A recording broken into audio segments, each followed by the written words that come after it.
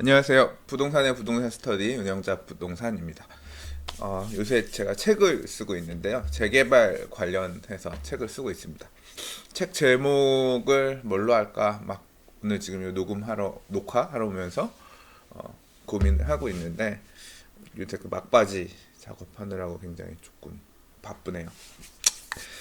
나중에 책 나오면 많이 좀 사주시고요. 예, 열심히 쓰고 있습니다. 읽어봐 주시길 부탁드릴게요. 네, 일단 오늘 뉴스는 별로 읽을 거리가 없네요. 그래서 한 몇 곡지 정도 꼽아봤습니다. 첫 번째 기사입니다. 부동산 시장 침체 기후였나 강남 4구, 용산 등 매매 거래가 올라갔다 라는 제목의 기사인데요. 어, 근데 작년 3월에 비해서는 보니까 한 5%, 4.5%, 7천 한 30건 작년에 거래되는데 올해 한 6,700건, 한 300건 정도 줄었는데 보니까 강남구, 서초구, 송파구는 작년 동 3월에 비해서 거래량이 올라갔습니다. 이게 서울시에서 거래 그 신고된 것들 내용 바탕으로 된 건데 올라갔다라고 보여져요.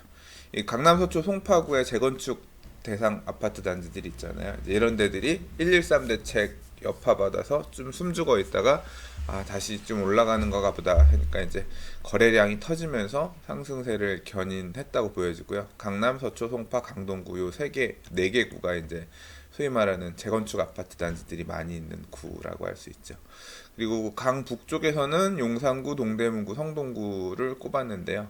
용산구 같은 경우는 작년에 124건이었는데 한 166건, 뭐 동대문구, 성동구는 250건, 뭐 250건 정도 선에서 조금씩 올라갔다. 용산구가 많이 올랐다. 뭐 이런 그런 기사입니다.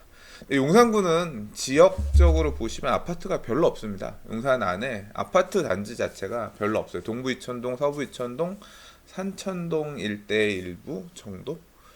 그리고 뭐 소규모로 이제 주상복합 아파트들 한강로 대로변 따라서 있는 정도고 아파트가 별로 없는 구예요. 그래서 거래량이 전체적으로 따져도 그렇게 많은 편은 아닙니다. 근데 이제 그 기사에서 얘기하는 건 그런 거죠. 뭐 재건축 이슈가 있는 단지들이 조금 그래도 강남 4구가 많이 거래가 됐고 용산 같은 경우 이제 다시 뭐 떠오른다. 그래서 용산 쪽 거래도 많다. 뭐 이제 그런 식으로 설명하고 있고요. 직주 근접 뭐 용산구 광화문 가까이 있고 여의도도 가깝고 성동구도 마찬가지고 강남 넘어가기 좋잖아요. 이제 뭐 그런 데들을 중심으로 해서 거래량이 늘었다라는 식으로 기사 해석을 해놨는데요.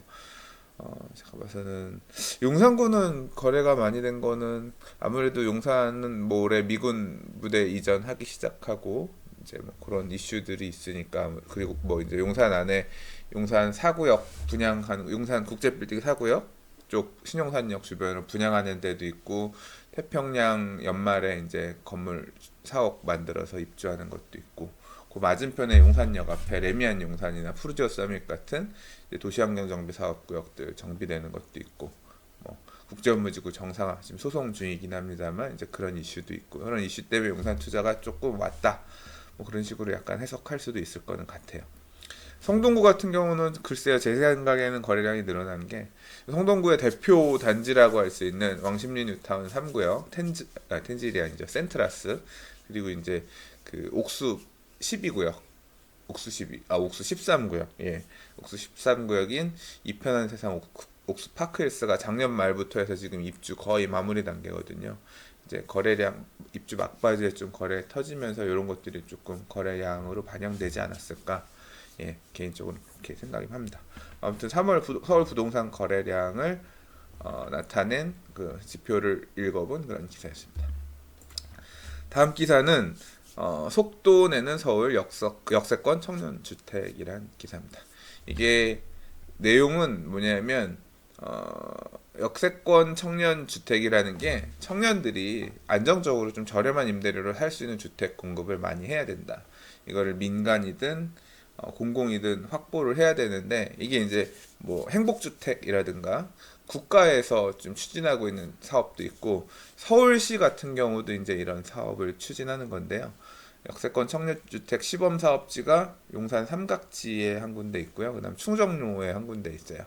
지금 삼각지 앞에 같은 경우는 이제 제가 그 인근에 살아서 그런데 보면 거의 철거 다 하고 뭐 호반건설이 한 1100세대 조금 안 되게 짓는다고 하더라고요.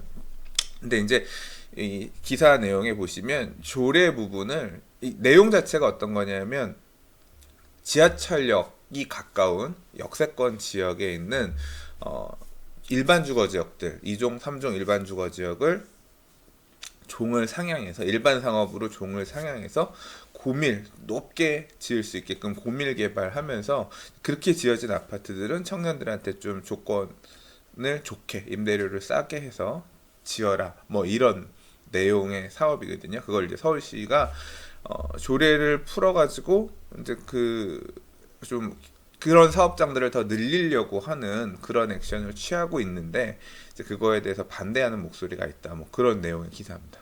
뭐 보시면 13일 서울시에 따르면 김인재 시의회 도시기획관리위원회 부위원장은 역세권 청년주택 공급 지원에 관한 조례 개정안을 대표 발의했는데 자, 청년주택의 입지 기준 가운데 하나인 도로폭 30m 이상을 25m 이상으로 완화하고 주거지역 근처에 상가들이 모여있는 근립상업지역, 청년층이 집중되어 있는 동작구, 노량진, 관악구, 신림동 등을 사업 대상지에 추가하는 내용이다. 그래서 취지 자체가 사업 대상지 범위를 확대하기 위해 기준을 좀 더 유연하게 적용하자는 취지다. 그러니까 청년들이 많이 살고 있는 지역에 이렇게 민간 임대가 아닌 그러니까 민간 임대라고 하더라도 임대가를 좀 낮게 제한할 수 있는 그런 공공 또는 준공공 성향의 주택, 역세권 청년주택이라는 이름인 거죠. 그런 사업장들을 지을 수 있는 기준을 완화해서 좀 많이 짓겠다라는 정책인 거예요.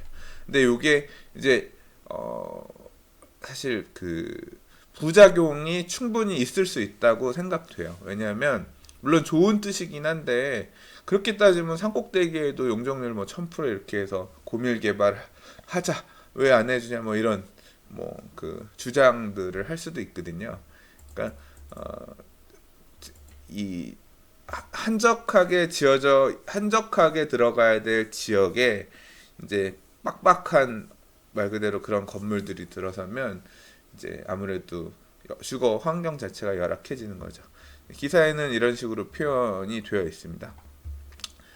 자, 그 건물 최고 높이가 7층으로 제한된 인근 제2종 일반 주거 지역의 주민들은 최근 서울시에 반대 민원을 제기하고 시청을 항의 방문했다. 20층 건물에 의한 일조권 침해 가능성, 다른 주거 전용 건물에 비해 주차장 규모가 작은 청년주택으로 인한 주변 지역의 교통난 발생 가능성 때문이다. 남창진 시의회 의원은 서울시가 주변의 도로와 같은 기반시설도 제대로 안 갖추면서 주차장이 부족한 20층 건물을 지으면 나중에 어떻게 감당하려고 이렇게 난개발을 하는지 모르겠다며 상임위에서 의견 청취안에 대해 반대할 것이라고 말했다.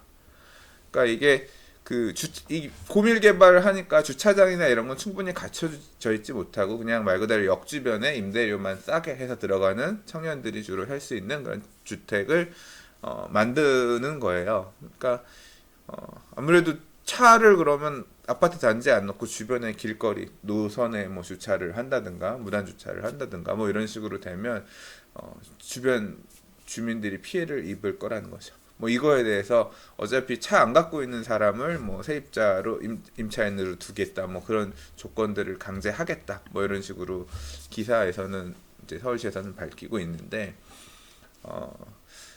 글쎄요, 이거는 이해관계가 있는 사람에 따라서 조금 다를 거라고 생각해요. 뭐 저 개인적으로는 땅 갖고 있는 사람 입장에서는 일반 상업지역으로 2종 3종 주거지역 땅이 역세역 가까이에 있는 2종 3종 주거지역 토지가 일반 상업지역으로 올라간다는 얘기는 그만큼 개발 이익을 많이 누릴 수 있다는 거거든요. 대신 이제 그 개발 이익을 임대를 의무 임대를 해야 돼요. 의무 임대 기간이 있어서 그 기간 동안 임대료를 깎아서 적게 받는 걸로 해서 그 개발 이익이 어느 정도 감세가 되는 거긴 하지만 이게 이득일 것 같아요. 이득일 것 같고 지역 주민들이 그로 인해서 분명히 피해가 발생하는 부분도 있을 것 같아요. 이런 이게 어느 정도 사실 이제 지어놓고 현장에서 어떻게 받아지느냐 이런 거에 따라서 또 제도는 개선이 되거나 수정이 되거나 뭐 폐기가 되거나 할 수도 있을 것 같은데 뭐 다 이유가 있는 제안이고 또 반대 의견이고 한 것 같습니다. 다음 기사입니다. 달라진 저층 아파트 위상 수요 늘고 가격도 오르네라는 기사입니다. 수도권 아파트 층별 거래량 비중을 봤더니 저층 아파트 10층 이하의 저층 아파트 비중이 굉장히 높아졌고 로얄에 대한 기준 자체가 좀 내려오고 있는 것 같다. 뭐 그런 꼭지의 기사입니다.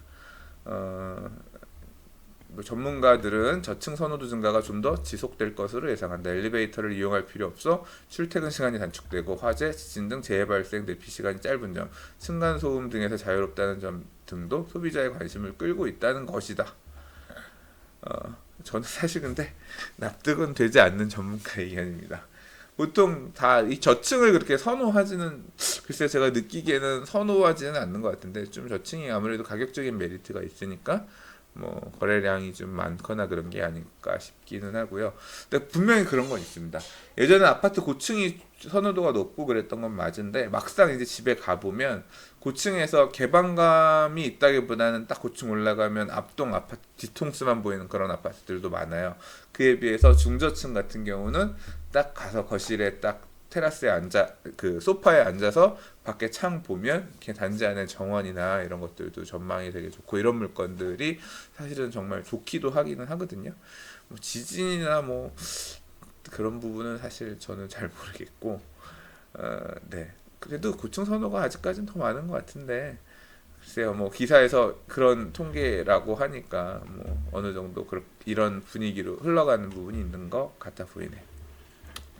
다음 기사는 갭투자 지방 원정 투자 성행이라는 기사입니다. 갭투자라고 하는 거는 흔히들 이제 말이 만들어진 지는 몇 년 안 됐는데 보통 이제 높은 전세가를 끼고 아파트를 그 차액만 가지고 매매가랑 전세가의 차액만 가지고 투자하는 거를 언제부터 이제 갭투자라는 이름으로 부르기 시작했는데요. 그래서 지난 몇 년간 갭투자 하시는 분들 중에 재미 보신 분들이 많았죠. 근데 이제 아파트 가격이 올라가고 전세 가격이 그에 맞춰서 따라가지 못하는 지역들 같은 경우는 이제 갭 투자가 힘든 지역들도 많이 있는데요. 이제 이게 말 그대로 1,000만 원, 2천만 원, 2천만 원, 3천만 원 정도의 작은 금액으로 투자를 하겠다고 하니까 이제 그거에 해당이 되는 지역을 꼭 서울이 아니라 다른 지역에서 찾는 것 같아요. 서울 안에서도 이런 식의 갭 투자가 가능한 지역들이 있거든요.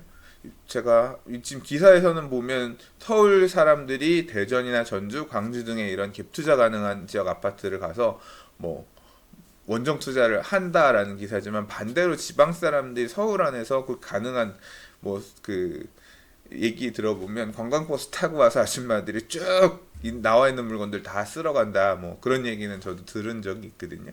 근데 이제 그 반대 역할을 지금 하고 있다 이제 그런 얘기예요. 이제 그런 식으로 이제 투자하는 게 항상 이런 기사 말머리에 보면 나오는 게 있죠. 전문가들은 지방의 경우는 서울에 비해 아파트 값이 떨어질 가능성이 높은 만큼 투자에 좀 더 꼼꼼히 살펴야 한다고 조언하고 시장의 불확실성이 큰 만큼 추격 매수는 자제해야 된다. 뭐 이런 식으로 항상 기사는 끝을 맺죠. 네, 뭐 저는 그게 이런 식으로 투자하는 게 옳다, 그르다를 또 뭐 잘못될 거다를 말씀드리고자 하는 것은 아니고 이런 흐름들이 있다라는 사실 정도만 알려드리고 싶은 거니까요. 뭐 각자 판단하실 문제라고 생각합니다. 다음입니다. 오늘의 마지막 기사인데요. 직방 4달 부동산 직거래 종료, 중개사 매물만 제공한다라는 기사입니다. 제가 직방 앱을 깔고 있어요. 제 스마트폰에도 깔려 있거든요. 제가 임대료 받는 집이 하나 있어요. 월세 받고 있는 원룸들 있는 집이 있는데 제가 그러니까 공실이 생길 때만 이제 직방에다가 제가 직접 매물 등록을 해서 올리면 이제 그거 보고 연락 오면 거래도 되고 뭐 중개업소에도 의뢰를 하니까 중개업소에서 계약하자고 하면 세입자 구해주시면 가서 계약하기도 하는데 제가 좀 유용하게 썼던 앱입니다. 근데 아마 이제 저는 곧 직방 앱을 삭제할 것 같아요. 이유는 왜 그러냐면 부동산 직거래 서비스를 종료하고 중개사가 제공하는 매물만 제공하겠다라고 해서 그래요. 이제 제가 매물을 올릴 수가 없게 되는 거죠. 이 직방이란 이름 자체가 이제 사실 이 앱 만들어지고 할 때 기획한 게 제 생각엔 그거 같아요. 그 네이버에 피터팬 좋은 방 구하기인가 그런 데 있잖아요. 그러니까 그 직접 물건을 올리고 중개 수수료 아끼려고 이제 세입자들이 물건 올리거나 임대인이 물건 올려서 이제 자기들끼리 계약하는 어떤 이런 중개망처럼, 그러니까 직거래망이죠. 이제 그런 식을 앱으로 이제 차용해서 온 건데, 지금 이 서비스에 보면 직거래 서비스를 종료하고 이 중개업자 매물들만 등록되게 한다는 거예요. 근데 이게 이 서비스 자체가 사실 처음 의도할 때 만약에 그런 직거래 어떤 포탈 개념으로 갔다고 하면 이 수익 모델 측에서 되게 문제가 있었다고 저는 생각이 되거든요. 그러니까 결국 직방에서 찾은 수익 모델이 뭐냐면 중개업자들한테 물건을 올릴 수 있게 해주고 중개업자한테 돈을 받게 하는, 과거 네이버 부동산이나 뭐 좀 더 이전으로 들어가면 부동산 114 스피드뱅크가 하던 중개 매물 등록하는 업체가 하던 일을 이제 앱 모바일 시장으로 오면서 직방이 지금 하기 시작한 거예요. 중개업자한테 돈을 받아서 광고를 하는 그런 형태가 된 거죠. 광고료도 제가 알기로는 적지 않은 걸로 알고 있습니다. 그러니까 네이버 부동산이나 이런 쪽에서 하던 일을 실질적으로 지금 직방이 많이 하고 있고, 앞으로는 직거래도 못하게 한다고 하니까 중개사 매물만 제공하겠다고 하니까 아예 그냥 중개 매물 플랫폼, 중개사들의 매물 플랫폼으로 바뀌는 것 같아요.